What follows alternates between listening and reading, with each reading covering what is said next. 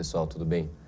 Meu nome é Derek Moreira, sou médico formado pela Unesp e hoje eu vou conversar com vocês sobre um tema bem interessante e polêmico, que é o vício em games, um dos temas aí abordados na pós-graduação em Neurociências da Infância e Adolescência, oferecido pela Unip, em parceria com a Vida Mental.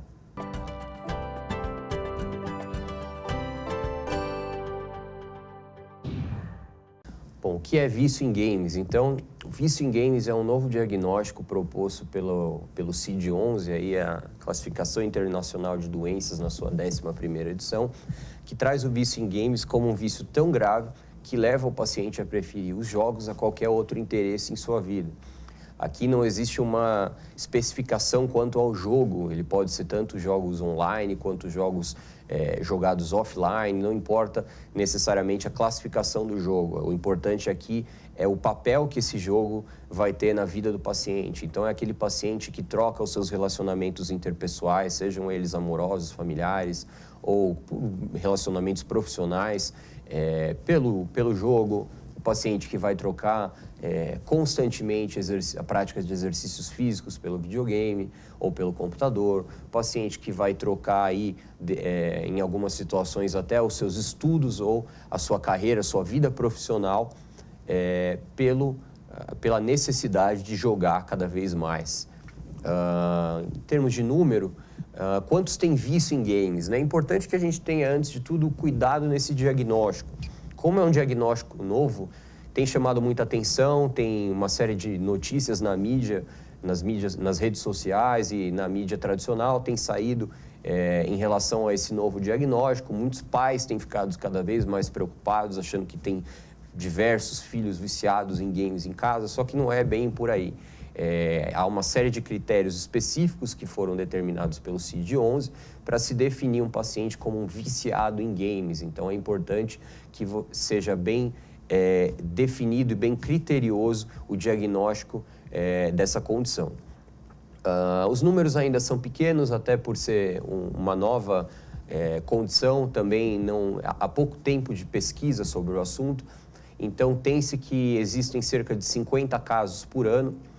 É interessante até observar as condutas de determinados países diante dessa nova condição, como, por exemplo, a Coreia do Sul, que proibiu menores de 18 anos de jogarem jogos online entre a meia-noite e as 6 da manhã.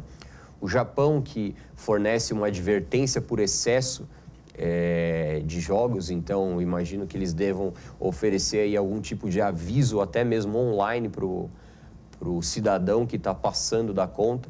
E a China, mais uma vez, determinando horas máximas e limites para as crianças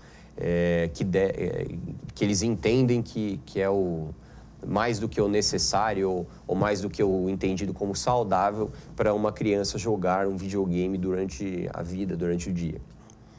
Quando, portanto, nesse contexto do diagnóstico bem criterioso, é interessante desconfiar do vício em games. Bom, o paciente que apresenta um descontrole em frequência e ou intensidade, então aquele paciente que não consegue ficar um dia sem jogar, ou é aquele paciente que não consegue simplesmente jogar umas 2 horas, é aquele paciente que joga a noite inteira, que joga o dia inteiro, paciente que passa o final de semana inteiro jogando, ou paciente que não consegue ficar um dia da semana sem jogar. Isso é um sinal que deveria chamar a nossa atenção e para caminhar na direção desse diagnóstico. A priorização, como eu disse anteriormente, a outras atividades. Então, é aquele paciente que trata o videogame como uma questão mais importante da vida dele, mais do que a sua vida profissional, amorosa, social, todos os outros aspectos. A manutenção do hábito, tanto em frequência e ou intensidade, mesmo com o desenvolvimento de diversos problemas psicossociais. Então, é aquele paciente que já está começando a atingir um nível de isolamento grave, paciente que já está desenvolvendo condições clínicas, até outras doenças devido ao uso. Então, aquele paciente que já está ficando obeso, que já está desenvolvendo doenças relacionadas ao sedentarismo, por exemplo, é um paciente que que é o suspeito para o desenvolvimento dessa condição. Então, o paciente que mantém o vício, mesmo diante do aparecimento de problemas variados na sua vida, tanto de saúde física quanto mental, são pacientes que levantam aí uma bandeira vermelha para a gente ficar esperto com esse diagnóstico. Pacientes que vão ter interferências em atividades básicas da vida. Então, é o paciente que abre mão do sono, da alimentação, da higiene pessoal, de necessidades básicas. Há pacientes que usam fraldas para não terem que parar de jogar videogame e sair do sofá. Então, essas são situações em que a gente deve ficar mais atento. Mais um outro aspecto é a perda do domínio do pensamento e de preocupações, ou seja, paciente que até consegue se desvincular um pouco do videogame para o trabalho, sair, fazer qualquer outra coisa, mas está com a cabeça constantemente pensando no jogo e pensando em uma partida ou, enfim, determinado aspecto que esteja envolvido aí no contexto do seu vício, do jogo ao qual ele é viciado ou dos jogos em que ele é viciado. O que fazer, então, diante de um paciente com essa suspeita ou até com o diagnóstico fechado?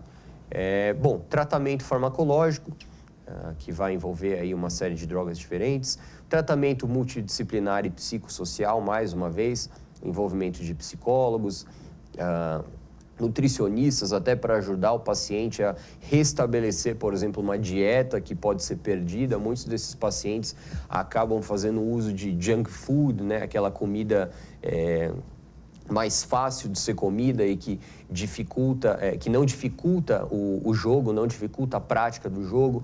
Então, eles podem ter uma série de problemas nutricionais. Portanto, é interessante que o paciente tenha sempre uma abordagem multidisciplinar dentro do tratamento para o vício nos games. Outro aspecto importante é a rede de apoio familiar, ou seja, é sempre importante o envolvimento da família no tratamento de alguém que tem algum tipo de dependência, vício.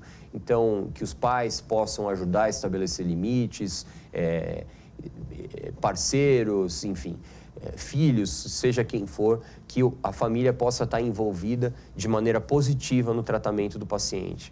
Outra maneira interessante de se tratar são restrições eletrônicas. Então, aparelhos que de alguma maneira consigam se desligar após determinado tempo de uso, entre outros recursos que podem ser utilizados. A gente já tem alguns centros de tratamento, existe um centro de tratamento famoso em Oxford. No Brasil, a gente já tem um centro de tratamento especializado, dois, na verdade, do Hospital das Clínicas da USP e da Universidade Federal do Rio de Janeiro, que já tem diversos pacientes envolvidos com um tratamento aí, multifatorial, multidisciplinar no vício dos games. Bom, encerrando aí o tema, convido vocês mais uma vez para fazerem suas inscrições na pós-graduação em Neurociência da Saúde e Adolescência, oferecido pela Unip em parceria com a Vida Mental. Obrigado.